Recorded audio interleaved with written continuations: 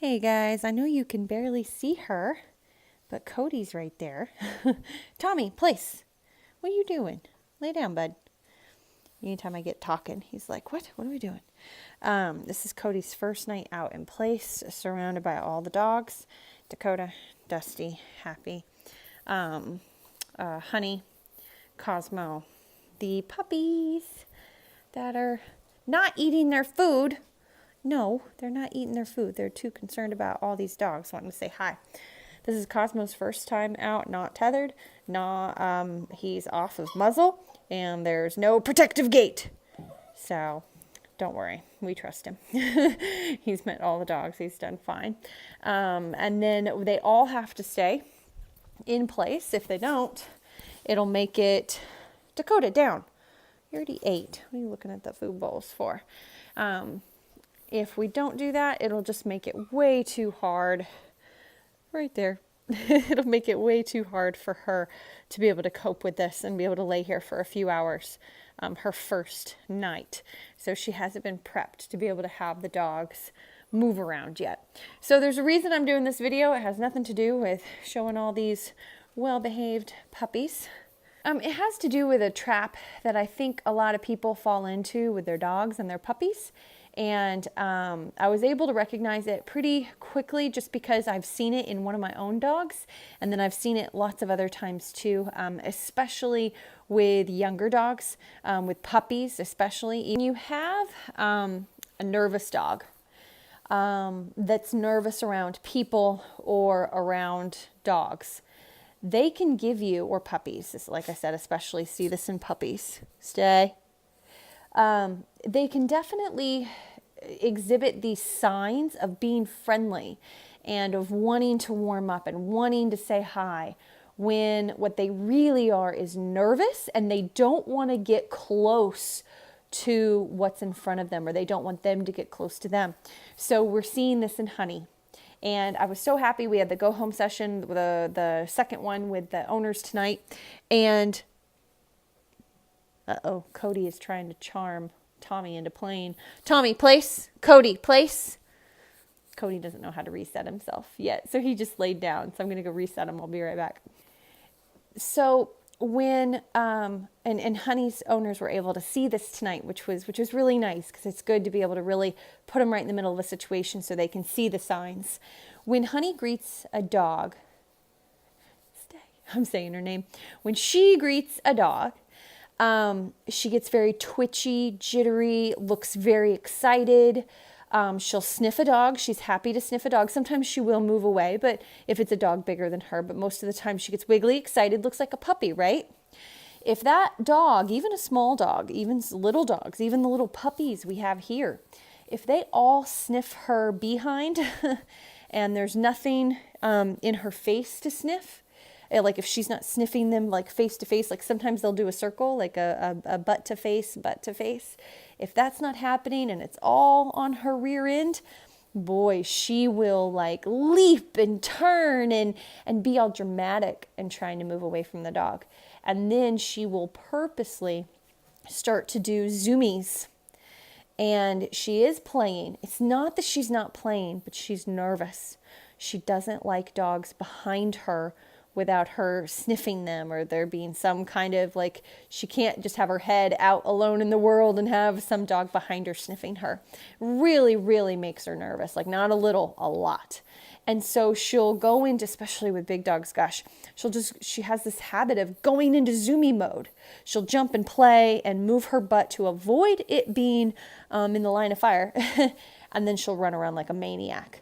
And then that makes this chase drive happen. And for some dogs, that's okay. But if there's a lot of off-leash dogs around, that can really get her in a lot of trouble, because it creates this, it creates this scenario where she's fleeing, and then all these dogs are chasing her. And some dog is going to get too into the prey play drive, and nip her really, really hard, if not worse, because they just get into this chase mode, right?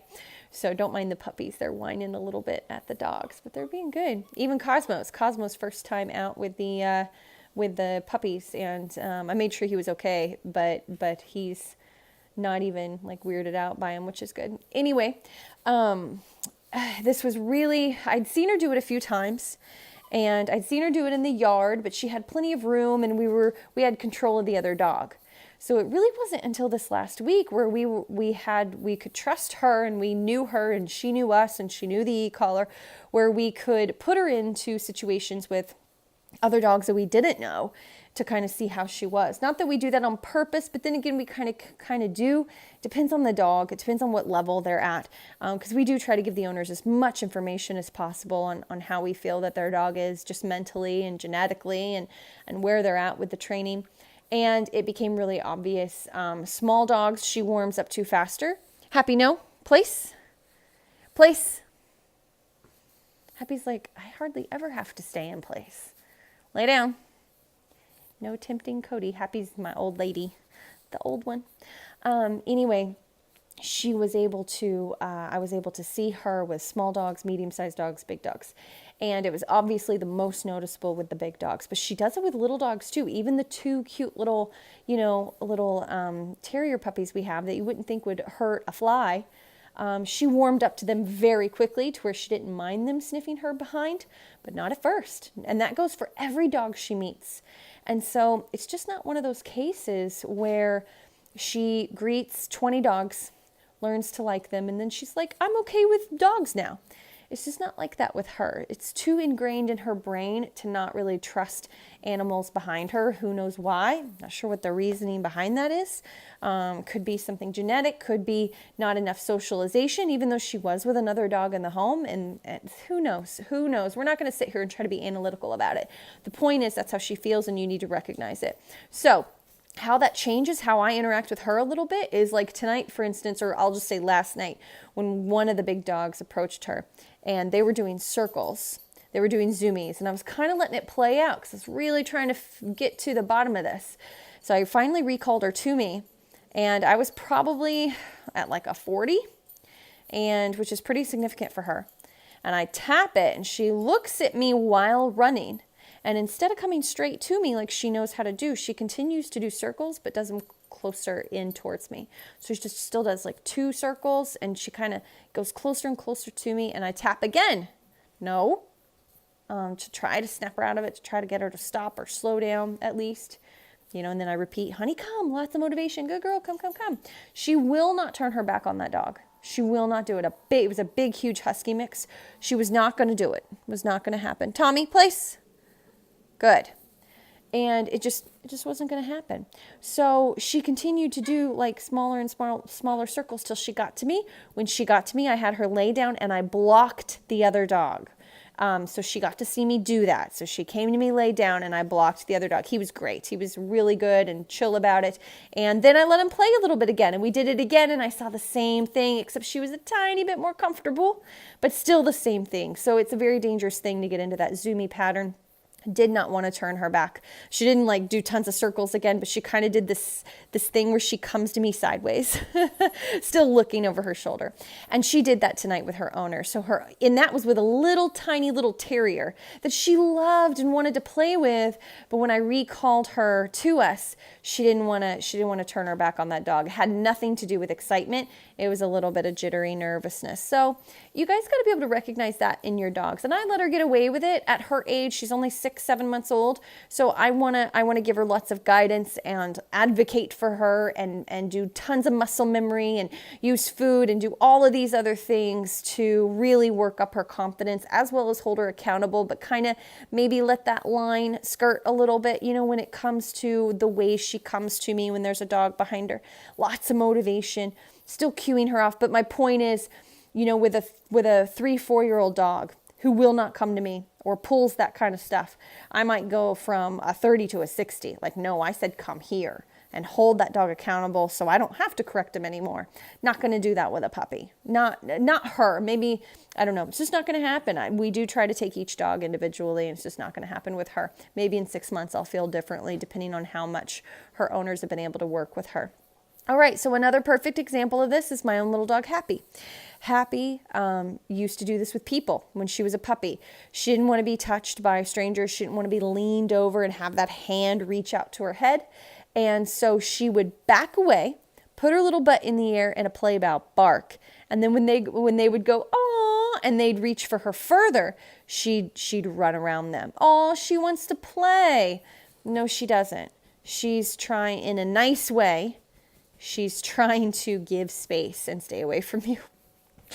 And that became a really bad habit with her. And when I see it to this day, she'll do it sometimes with people she kind of knows, but knew back in the day when she wasn't great with people, that she remembers them putting a lot of social pressure on her. Every now and then they will reach out and she'll bark and go try to find a toy, because she's like, I'll play with you, but I don't want to be touched. I don't want to be touched. And for me, 12 years ago, it took me a while to figure out why she was doing that. And so now I recognize it so well when other dogs do it. So I can credit that to Happy. But it was like clockwork. She'd even do it on the street. If she was on leash, someone would reach over her, because they don't ask with cute little fluffy dogs. They'd just be like, oh my God. And she would immediately put her little butt in the air, bark, and kind of scoot. She'd kind of scoot on the sidewalk. And I'm like, yeah, she doesn't want you to touch her. So she's having that jittery, nervous excitement bleed into that. So she's using play in a different way to try to control space. Does your dog do that? Pay attention. You might have a nervous dog, and you need to control their impulses, even though they look friendly, even though they eventually warm up. Just like Honey, she always, well, not always, but 90% of the time she warmed up very quickly. But I can't let her just get away with running amok like a crazy dog, because if she did that on a hike or on the beach or on vacation, she'd have all these dogs running after her, ready to attack her, and I'd have no control over her. She's got to be able to control her emotions. She has to. But I also have to advocate for her. So it's definitely a give and take. Anyway, I thought that was something really interesting. Hadn't seen that in a while. So I thought that I would share it with all of you, because I think it's something really important to recognize in your dog. Just like some dogs who play bite feet will, when they get aggressive for some reason, they'll also go after feet. But yet when they're playing, they're genuinely playing, but then they also use that for evil. It's the same with this, except it's the opposite. We have these little dogs that are nervous, and they're using something that looks exactly like play to control their surroundings, when it's play, but it's not play. They're doing it for a specific reason. All right, guys, I hope that gave y'all some insight and something to think about with your own dogs.